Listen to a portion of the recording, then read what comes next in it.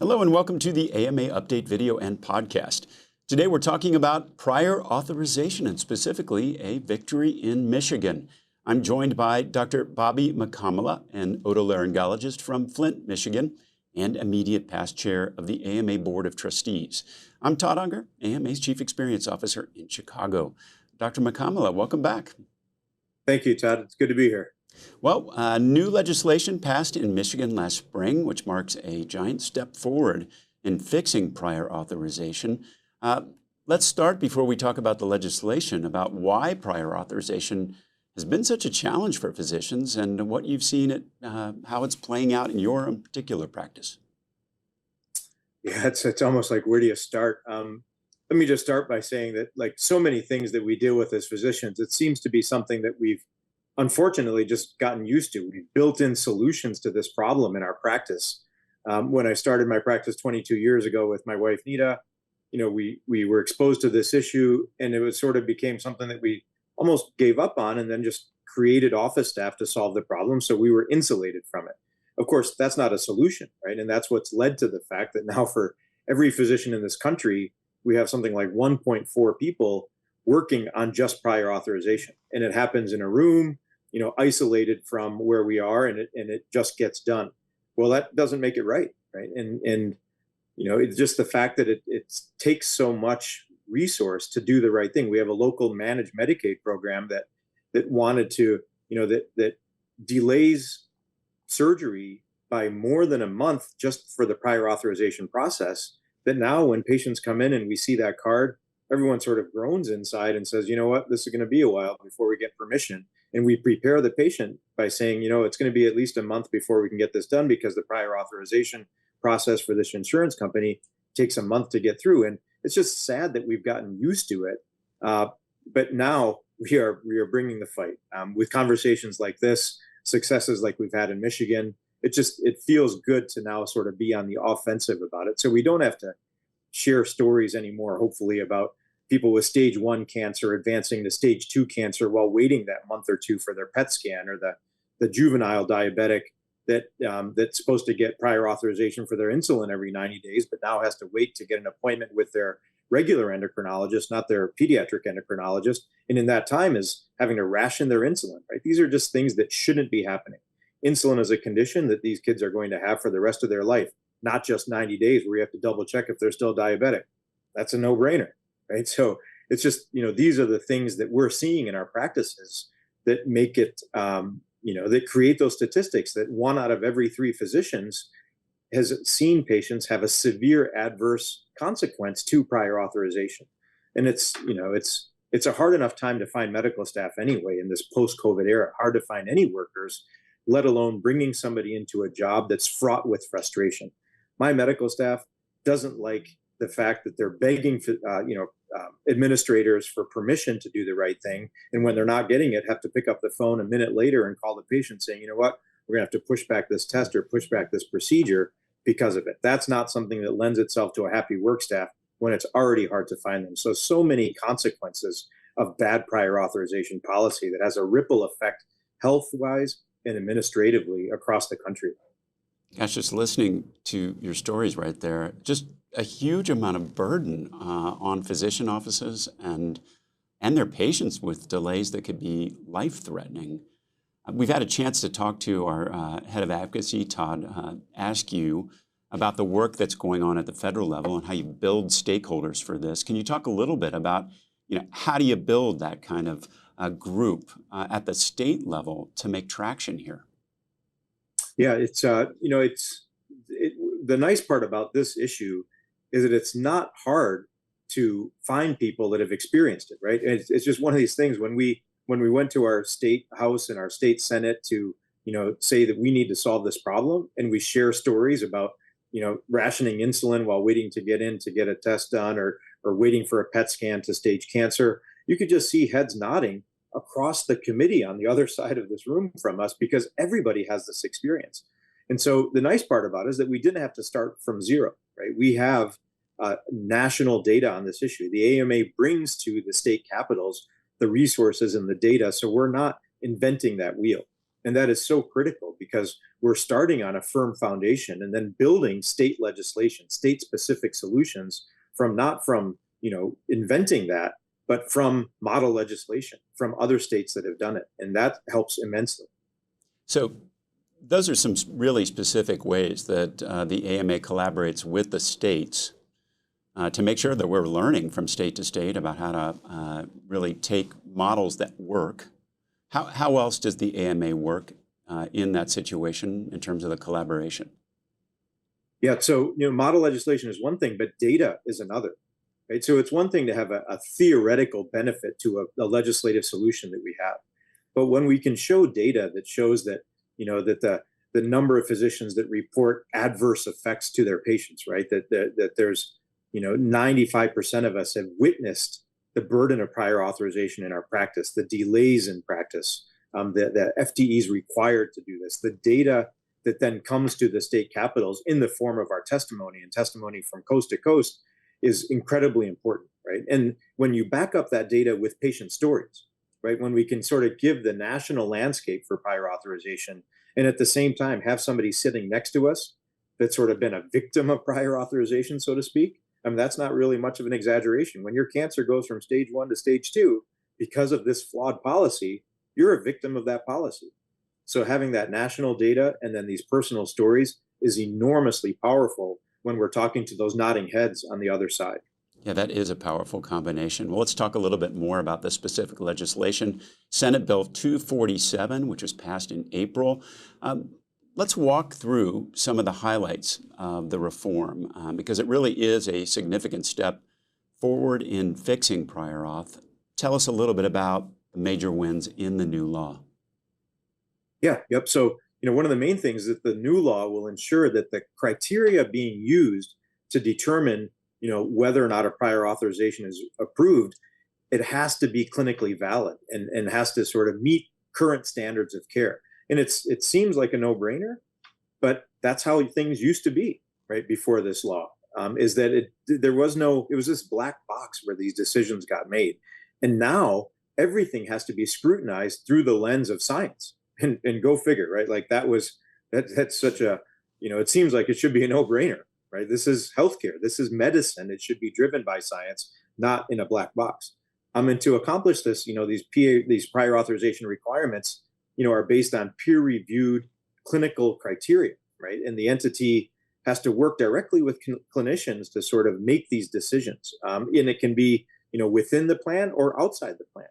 And another no-brainer, there shouldn't be a financial incentive in the outcome of these decisions, right? And that's something that this law now enshrines in this language that says that the entity that's sort of deciding this shouldn't have a financial interest in the outcome of these decisions, right?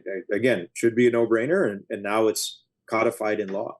And then, other important aspects is that, this needs to consider atypical populations. Not every patient's going to be the same. It needs to ensure quality of care and access, and it needs to be evidence-based, and it needs to be flexible. That there's patients that have unique, either scientific sort of medical situations or social situations that would require different treatment approach, right? We see that. That's the art of medicine. And now it applies that art of medicine to policy that says that not every patient is going to be standard. And when they aren't standard, there needs to be some flexibility in this policy. And it's incredibly important because in addition to the harm that comes from prior authorization requirements in the first place, we can't have decisions that are made, by made up criteria that ultimately sort of denies patients medically necessary care. And this puts that into language and holds them to that standard. I remember Dr. Resnick talking at the House of Delegates meeting about his frustrations with these kind of peer reviews. I think, from what I understand, it's pretty hard to get, a person on the phone and a person who can really speak at the level that a physician is. How does this legislation address this particular issue? Yeah, one thing that's great about this is that it makes sure that the person on the other side of the phone or the computer, most likely a phone, has the same level of training, right? It's so frustrating to see these decisions being made by people that don't have the clinical expertise. So many times when we're on that phone, I find myself teaching the other person on the other side of the phone the basics of this, ENT related care in my case, that I shouldn't have to do, right? The person that's giving permission, their level of knowledge about this condition is being raised by the person that's asking for that permission. I'm teaching them. That's not what I want, right? If I'm asking permission for something, I want to know that I'm asking somebody that has that same background knowledge, that understands these patients, that has seen these patients before. I would be ecstatic to learn something from that phone call instead of teaching from that phone call. How awesome would that be? Like, oh, actually, you know what? Thanks. I didn't realize that. I don't actually need this. I'll do something else. That never happens.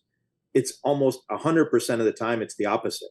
The other person's like, oh, I didn't realize that. Okay, now I get it. Approved. After how many hours and how many weeks of delay? That's just not right. And so how does that change in this new scenario? They have to kind of guarantee that they're at the level of the physician? Yep. So in Michigan, if it gets denied, that peer review process has to be a peer now, right? So the person that is now looking at that appeal, when we say, you know what, that denial ain't going to fly. This is something that needs to happen. This PET scan is needed. This medication is needed, and here's why. When I'm making that case, now I'm making that case to somebody that has my education and knowledge about otolaryngology, right? When Nita, my wife, makes it, who's an OBGYN, she's asking permission for this test or this procedure from somebody that is an obstetrician gynecologist. And so how awesome is that it's true peer-to-peer. I'm no longer asking somebody that hasn't looked at the middle ear since medical school, or even if they went to medical school.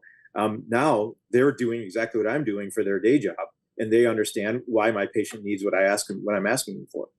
That's great news, and it must be a huge relief. You mentioned kind of the black box where there's just not a lot of transparency in these conversations, and sometimes physicians and patients are the last to know when an insurer changes requirements or even when something's been denied. How does this legislation make all of this a bit more clear? Yeah, so what's fantastic about this is now whatever those criteria are that are going to be applied can't exist in a vacuum, can't exist in a black box. And better than that, if it's something that the insurance company is thinking about doing, we don't find out about it after it's done in some newsletter where then my office staff is shocked saying, boy, I didn't realize that I need authorization for that. I never needed it before. And now we're learning that after it takes effect. Now this has to be put out there beforehand. So we have a head start on it, right? So we know that this is coming.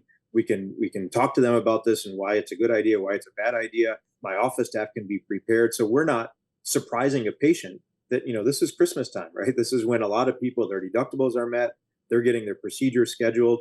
The last thing I want to do is have them call 3 days before their scheduled procedure when they've been planning on doing this all year, this month, and telling them it now has to be pushed up because there's some new prior authorization requirement. Not anymore, right? So now we know about that way beforehand, which is fantastic. That's huge. Along the same lines, one of the other big problems, obviously, has been just the sheer volume of prior authorizations. Again, when we talked about this with Dr. Resnick, he said, it used to be select things, and now it's just expanded greatly to even like using generic prescriptions. The new law asks that plans work to implement individual exception programs. What are those, and how do they work? Yeah, yep. So, the fact that, for example, I see patients with sinusitis all day, every day. Almost all of them at some point, if they're coming to me, it's because they've been treated, half a dozen times this past year for sinusitis. They need a CAT scan of their sinuses. That's something that I routinely get, because if they're coming to me, it's because the plan A didn't work and maybe they need plan B, and they determine that a CAT scan is necessary. That gets approved 100% of the time. And yet it requires me to have somebody, a 1.4 FTE, if I'm, just like any other physician in this country, asking for permission for something that gets granted 100% of the time. And on the other side of the coin, Blue Cross Blue Shield of Michigan says that I am a top performer, right? They give me a 10% uplift in my payment because I meet all the standards of care that they set out. So I am a great physician relative to my peers in otolaryngology, as evidenced by that 10%. So how is it that on one hand you can tell me that I'm in the top 10% and I'm doing everything great and you're going to pay me 10% more, but on the other side say, well, but you need permission to get these scans, and yeah, we're approving them 100% of the time, but you got to keep asking, right? That just doesn't make any sense. And so this sort of gold carding is something that's also built into this, that if indeed you're going to identify me as a good physician in your network and doing things by your standards, and you're acknowledging that by giving me more as far as payment, then don't also burden me by having that payment go in one door and out the other door to my 1.4 FTEs. My office staff would love to spend that time doing something else, not just on the other end of this phone. They'd love to be calling patients back and saying, hey, how you're doing? Or dealing with the patients in their office instead of the administrator on the phone. So this gold carding program is a nice way to acknowledge high quality by not giving us the burden of doing more prior auth. That makes a lot of sense. I know some parts of the reform have still yet to take effect, but in the meantime, have you noticed a difference in your practice, and what are the biggest benefits so far? Well, unfortunately, right now, it's just a lot of hope and anticipation because the first part of this is set to take place in summer of 2023. And it's so funny because we know it's coming, and yet we're dealing with that frustration of the old way still, right? And so all of us are sort of anxiously anticipating summer of 2023. It's like, coming soon to a clinic near you, prior authorization reform. We're just excited for this blockbuster. And hopefully it'll be everything that we've worked for. But so, when we're talking to patients, that light at the end of the tunnel is coming this coming summer.